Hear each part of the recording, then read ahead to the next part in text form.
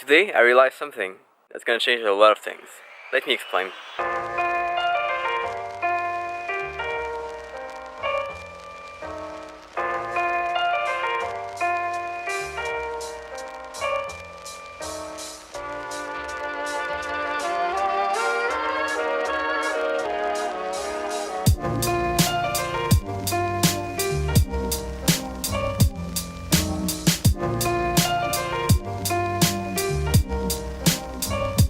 Came to this place to do a little bit of focus work. It's hard at home to work all day sometimes, so it's kind of a different environment.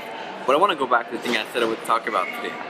I'm not really good at math, but one thing I figured out today is that whenever you trade, you don't need to have this high reward. We all look for the high reward, but there's something more powerful to it when you combine the three parts. There's the reward to risk, there's the win rate, but there's also this third thing, which most people don't talk about. That third thing is called risk of ruin. If you can calculate the risk of ruin, you can find yourself a much better edge. Today I was practicing on GBP/USD for my strategy, and the first strategy I had was something with a reward to risk of 3-to-1 per trade. Spending a lot of time maximizing the reward of your strategy isn't always the best idea. Instead, what you're much better spending time on is how you're going to react with the way that you get a return.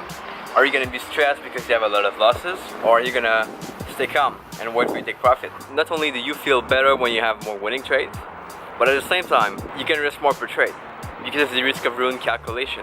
I did the test this morning on my backtesting, and it turns out that instead of looking for a 2 or 3 of reward, which would give a higher return overall, I could simply go with the take profit at 1-to-1 and the second one at 2-to-1 of reward to risk, and that would give me a higher probability of winning.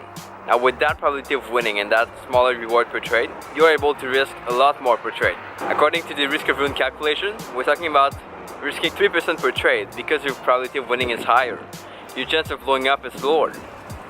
While if you have a low probability of winning, maybe your reward is going to be a little bit higher, but you cannot risk as much per trade. The risk of ruin would say to risk about 1.5% per trade as opposed to 3% per trade.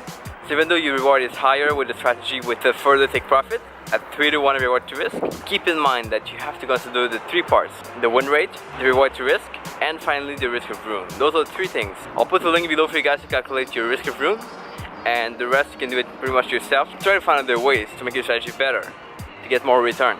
That can be very tough, like very challenging. Most of the time it's going to be very rewarding, and it's worth it. So try it out.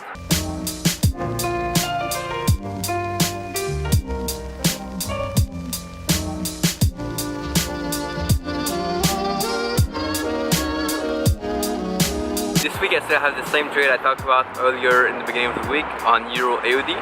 It's a long trade. It's been like just going back the entry basically this week. I took a trade, and this is a mistake, but I want to be honest with you guys. I want to share even the mistake I make. I took a trade short on Euro USD.